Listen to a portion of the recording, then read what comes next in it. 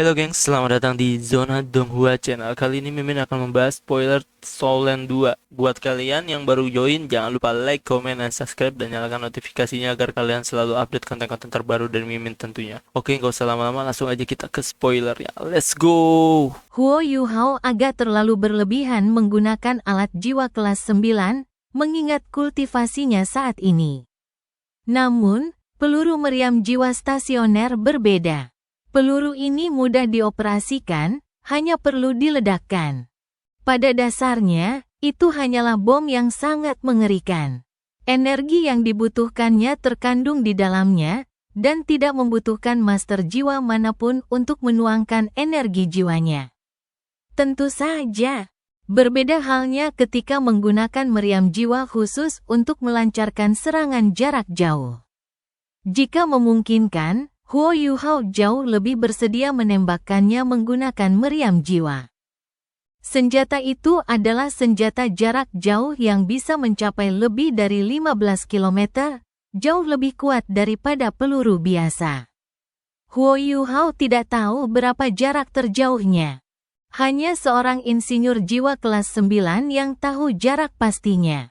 Namun, dia tidak punya pilihan saat ini. Cangkang ini adalah pilihan terbaik yang dia miliki. Entitas spiritualnya mengangkat cangkang raksasa itu dengan kedua tangan. Huo Yuhao berputar untuk melihat sebelum berjalan ke belakang kursi utama tenda dan menaikinya.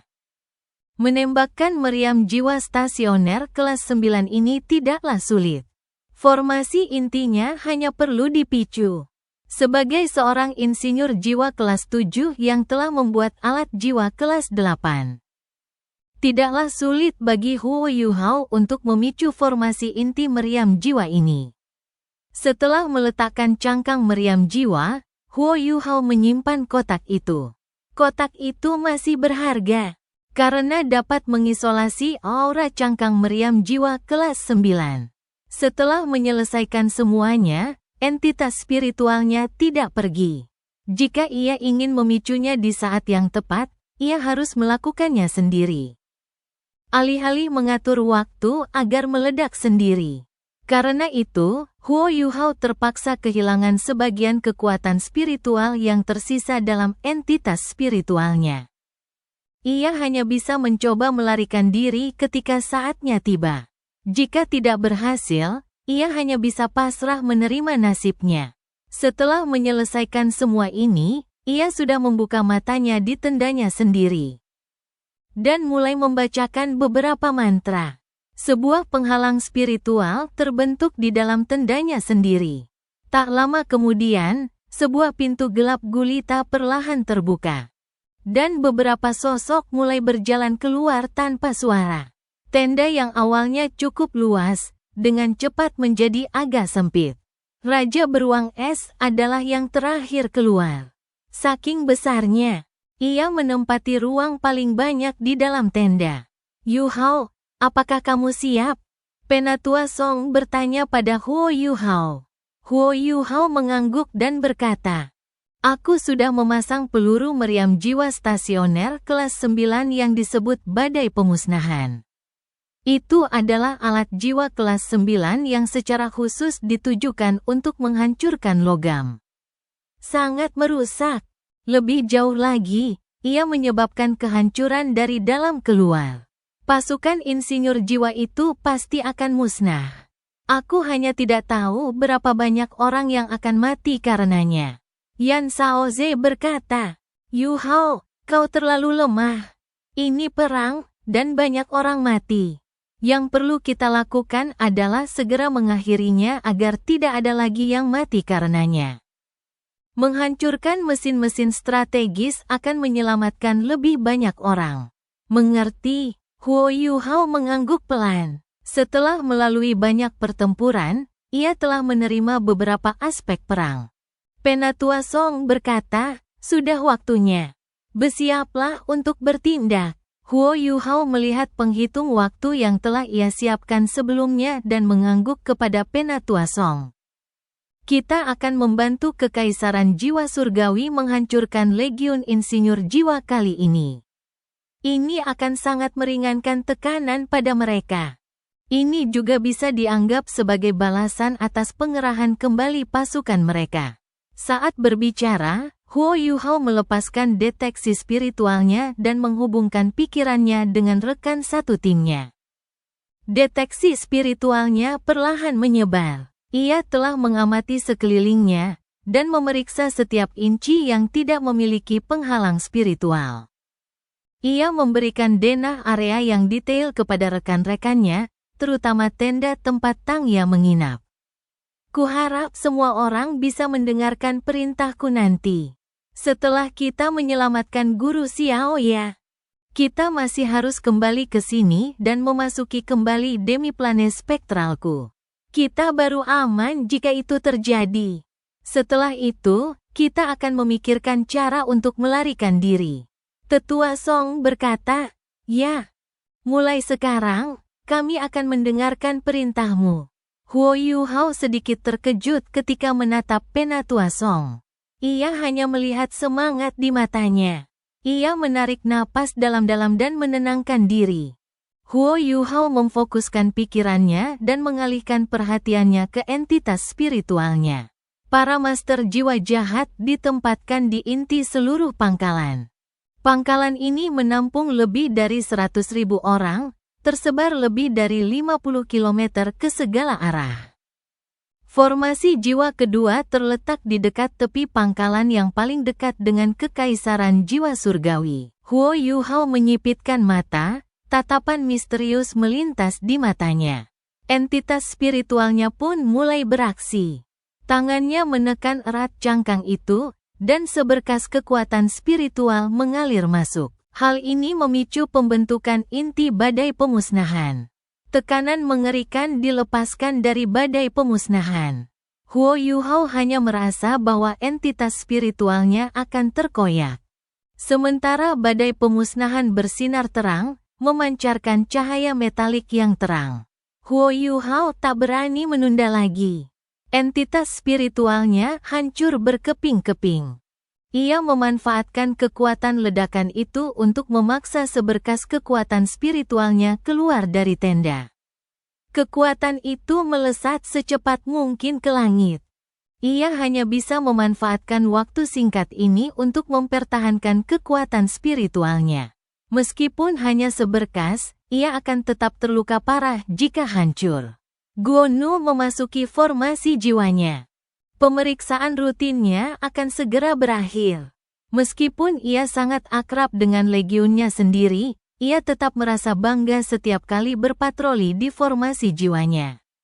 Bukan hanya dia, hampir semua insinyur jiwa di Kekaisaran Matahari Bulan yang bertugas di militer merasa bahwa mereka adalah sosok yang tak terkalahkan di benua ini.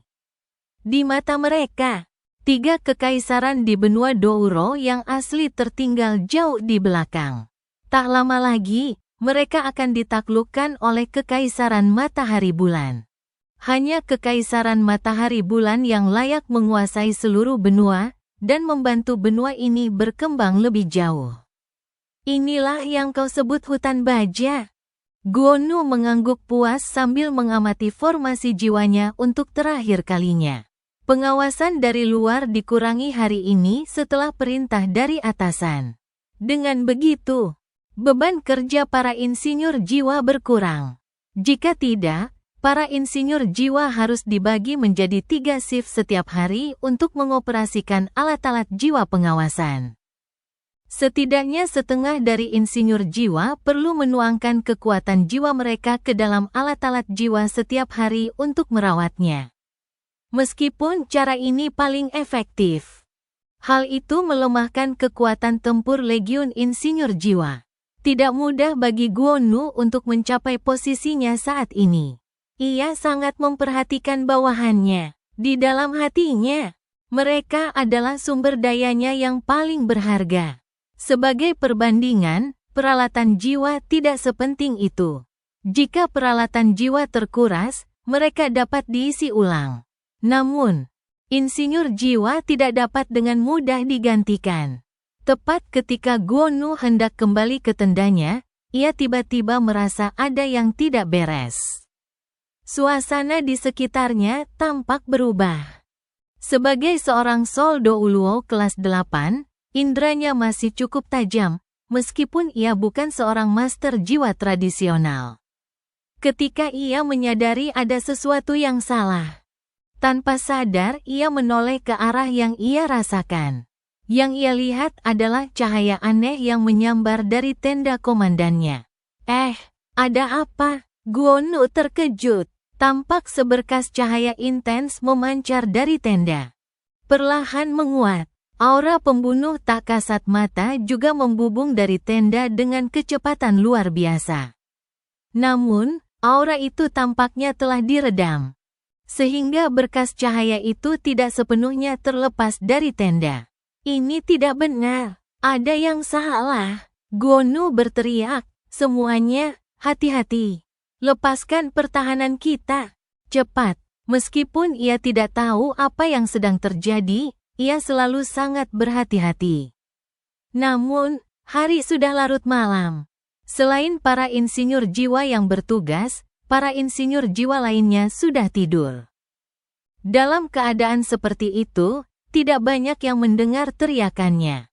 Guonu segera melepaskan penghalang jiwa pelindung kelas 8-nya dan bergegas menuju tenda komandonya. Pada saat yang sama, ia membunyikan alarm. Tiba-tiba, seluruh formasi jiwa membunyikan alarm yang memekakkan telinga. Bahkan pasukan yang ditempatkan di perimeter pun dapat mendengarnya dengan jelas. Legiun Insinyur Jiwa Kekaisaran Matahari Bulan adalah elit yang terlatih dengan baik dan sangat berpengalaman. Legiun Insinyur Jiwa kedua adalah salah satu dari 10 Legiun Insinyur Jiwa asli. Dan semuanya adalah veteran. Begitu alarm berbunyi, para insinyur jiwa yang bertugas segera bereaksi. Sinar jiwa bersinar. Formasi pertahanan terhubung pertama kali diaktifkan. Lapisan cahaya putih tipis langsung bersinar. Seketika, formasi pertahanan terhubung kedua dilepaskan di dalam formasi jiwa. Akan tetapi, pada saat inilah cahaya di tenda komandan dilepaskan sepenuhnya. Guonu sudah bergegas ke depan tenda saat itu. Ia menyibakkan tirai. Saat ia menyibakkannya, ia langsung melepaskan penghalang tak terkalahkan. Meskipun ia tidak tahu apa yang ada di dalam tenda komandan, ia masih bisa merasakan kehadiran yang luar biasa di dalamnya. Berkat cahaya yang menyilaukan, dan aura membunuh yang semakin kuat. Itulah sebabnya ia sangat waspada. Ketika tirai dibuka, aura kuat menyapu ke arahnya. Penghalang kelas 8 Guonu langsung bergetar. Retakan muncul di permukaan penghalang pelindungnya. Sementara aura pembunuh yang sangat tajam dan mengerikan langsung menyembur keluar dari tenda. Tenda dan semua isinya hancur berkeping-keping. Ini, Guonu tiba-tiba membuka matanya lebar-lebar. Akhirnya ia melihat apa yang memancarkan cahaya itu. Ternyata itu adalah cangkang statis. Sebagai seorang insinyur jiwa kelas 8, Guonu juga sangat mahir menciptakan berbagai macam alat jiwa. Ia langsung bisa mengenali cangkang apa itu. Suaranya bergetar saat dia berseru, sebuah peluru kendali kelas 9, sebuah peluru kendali stasioner kelas 9. Sambil berseru, ia langsung berbalik dan lari. Saat itu, ia membenci orang tuanya karena hanya memberinya sepasang kaki. Ia berlari secepat yang ia bisa. Namun, pada saat itu, Guonu tiba-tiba merasa segala sesuatu di sekitarnya telah berubah menjadi ilusi dan menjadi tidak nyata. Seluruh dimensi spasial seakan terkoyak seketika. Ini termasuk penghalang jiwa pelindung kelas 8 dan penghalang tak terkalahkannya. Guonu tertegun. Ia hanya merasa jiwa dan raganya melayang ke udara, semakin tinggi dan tinggi. Segala sesuatu di sekitarnya terasa tak nyata. Di bawahnya, cahaya yang tak pernah ia duga sebelumnya membuat realitasnya yang terdistorsi semakin surreal. Dan kemudian, ia tak tahu apa yang terjadi lagi. Peluru stasioner kelas 9 dikenal sebagai alat jiwa kelas 9 yang paling merusak. Hal ini dikarenakan sangat sulit untuk membuat peluru stasioner kelas 9 yang tidak lebih lemah dari alat jiwa kelas 9.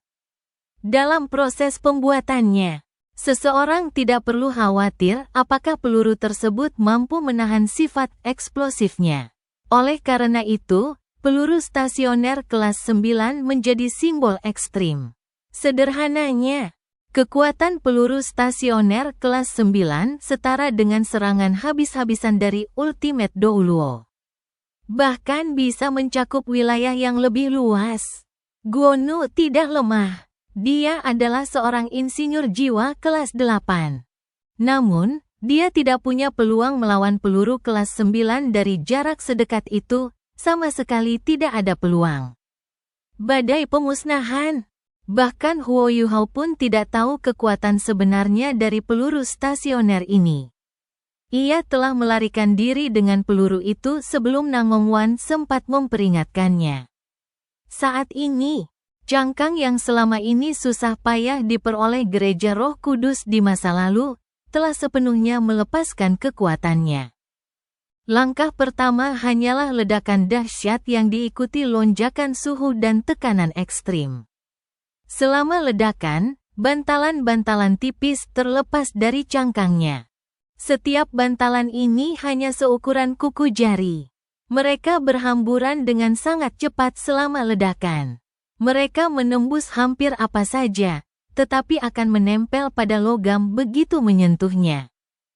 Mereka disebut bom logam, dan merupakan alat jiwa kelas 3. Namun, mereka juga merupakan alat jiwa stasioner, dan hanya bisa digunakan sekali. Bom logam juga dikenal dapat menghancurkan peralatan jiwa. Bom ini terbuat dari logam khusus dan langka yang disebut kristal fusi emas.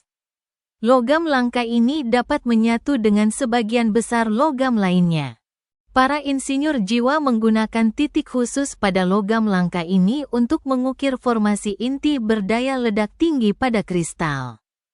Begitu kristal-kristal ini bersentuhan dengan logam lain dan menyatu, formasi inti berdaya ledak tinggi di dalamnya akan aktif. Karena kristal-kristal tersebut sudah berada di dalam logam, ledakan akan terjadi di dalam logam tersebut. Akibatnya, logam tersebut akan hancur berkeping-keping selama ledakan dan berhamburan, sehingga menyebabkan kerusakan yang lebih parah.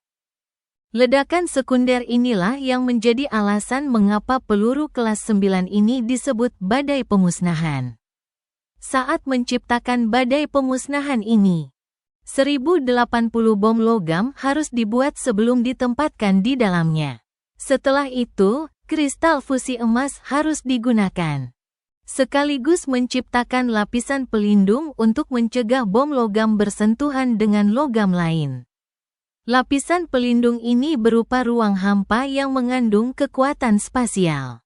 Hal ini hanya dapat dilakukan dengan menggunakan beberapa formasi inti yang sangat kompleks. Sebuah formasi inti pertahanan yang kuat kemudian ditempatkan di permukaan. Sementara semua jenis formasi inti peledak dipasang di dalamnya, beserta beberapa formasi inti kompleks untuk mendukungnya. Hasilnya adalah badai pemusnahan ini. Setelah meledak, daya ledak yang dilepaskannya setara dengan proyektil stasioner berdaya ledak tinggi kelas 9 biasa. Setelah itu, bom logam di dalamnya akan tersebar di area seluas 1 km. Bom logam ini akan menghasilkan ledakan kedua ketika bersentuhan dengan logam lain. Akibatnya, badai pemusnahan ini jauh lebih kuat ketika ada banyak logam di sekitarnya. Namun, daya ledaknya yang sebenarnya masih lebih lemah daripada peluru diam yang digunakan Kekaisaran Matahari Bulan untuk mengebom pegunungan Mingdou. Meskipun Huo Yuhao tidak tahu kekuatan sebenarnya dari badai pemusnahan ini, ia tahu bahwa itu ada hubungannya dengan logam. Kali ini, targetnya adalah pembentukan jiwa. Lagi pula, tidak ada pilihan yang lebih baik baginya, jadi ia melepaskan badai pemusnahan di sini. Bahkan Huo Yuhao tidak menyangka dia akan membuat pilihan yang tepat. Di bawah ledakan dahsyat itu, seluruh formasi jiwa menjadi seperti lautan bersuhu dan bertekanan tinggi. Hampir seluruh formasi jiwa menderita akibat gelombang kejut saat ledakan dahsyat bergema di udara. Itu adalah peluru kendali kelas 9. Saking mengerikannya, siapapun akan merinding melihatnya. Hal yang benar yang dilakukan Guonu sebelum kematiannya adalah memerintahkan anak buahnya untuk melepaskan formasi pertahanan yang terhubung. Formasi jiwa Legiun Insinyur Jiwa kedua langsung ditelan oleh formasi pertahanan yang terhubung itu. Ketika formasi pertahanan ini digunakan terlalu tiba-tiba. Pertama-tama dibutuhkan botol susu untuk menyediakan kekuatan jiwa. Jika bertahan terlalu lama, para master jiwa perlu menuangkan kekuatan jiwa mereka sendiri. Akibatnya, ledakan badai pemusnahan bagaikan ledakan di dalam formasi pertahanan yang terhubung. Kekuatan perlindungan formasi pertahanan yang terhubung ini cukup mengesankan. Meskipun langsung berada di bawah tekanan luar biasa dan perlahan-lahan runtuh, formasi ini masih mampu menahan badai pemusnahan pada kekuatan puncaknya. Namun, masih ada kekurangannya. Karena kekuatan ledakan badai pemusnahan tidak dapat menyebar, secara alami badai tersebut memengaruhi semua yang ada di dalam formasi. Hampir semua insinyur jiwa tewas seketika. Para insinyur jiwa ini rata-rata memiliki 3 cincin. Bagaimana mungkin mereka bisa menahan kekuatan badai pemusnahan? Bom logam yang berterbangan mendarat di dalam formasi karena terhalang oleh formasi itu sendiri. Namun, ada alat jiwa di mana-mana di dalam formasi jiwa. Alat jiwa itu terbuat dari apa? Logam. Bom logam sangat komplementer dengan logam. Akibatnya, bom logam menjadi lebih eksplosif. Hanya beberapa logam langka yang tidak dapat dihancurkan oleh bom logam ini. Namun, peralatan jiwa yang digunakan oleh Legiun Insinyur Jiwa kedua bukanlah yang terbaik di Kekaisaran Matahari Bulan. Bagaimana mungkin peralatan itu terbuat dari logam paling langka? Tiba-tiba, bom logam yang dibelokkan menemukan pembawanya. Pada saat berikutnya, ledakan kedua terjadi. Formasi pertahanan yang terhubung runtuh. Pecahan logam berhamburan kemana-mana. Formasi pertahanan yang terhubung seharusnya lebih kuat, tetapi terutama digunakan untuk memblokir serangan eksternal. Sejak kapan formasi ini digunakan untuk menahan serangan? Tidak mudah bagi formasi pertahanan yang terhubung ini untuk menahan ledakan pertama.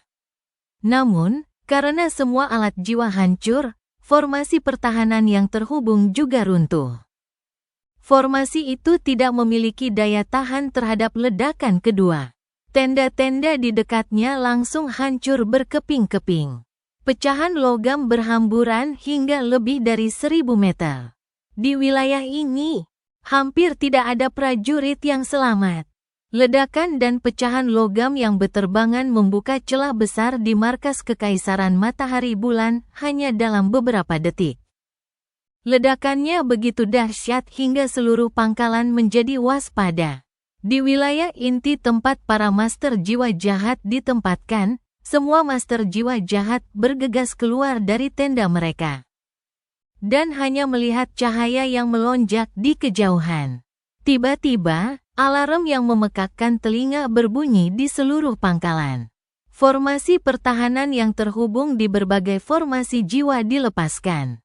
Formasi pertahanan yang terhubung ini tampak sangat terang di malam hari. Zhong Liwu pun keluar dari tendanya. Melihat cahaya terang di kejauhan, ia pun terkesima. Ada apa? Di mana tempat itu? Teriak Zhong Liwu. Para master jiwa jahat sangat bersatu. Banyak master jiwa jahat segera berkumpul menuju Zhong Liwu. Huo Yuhao memperkirakan ada sekitar 40 master jiwa di sini. Selain para titled Douluo, sisanya setidaknya adalah kaisar jiwa. Tang Ya keluar dari tendanya secara alami. Ia tampak acuh tak acuh seperti sebelumnya, tidak jauh berbeda. Harimau kalajengking, Douro Zhangpeng, berdiri di sampingnya. Ia menatap dengan kaget, sangat muram. Zhong Liwu sangat tenang dan berkata, "Serangan musuh. Semuanya, bersiaplah untuk bertahan. Jangan memisahkan diri dari kelompok tanpa perintahku." Jeritan terdengar di kejauhan. Langit di atas kota roh surgawi menjadi cerah, dan para master jiwa yang tak terhitung jumlahnya, memancarkan cahaya dari tubuh mereka, bersinar terang di cakrawala. Ini adalah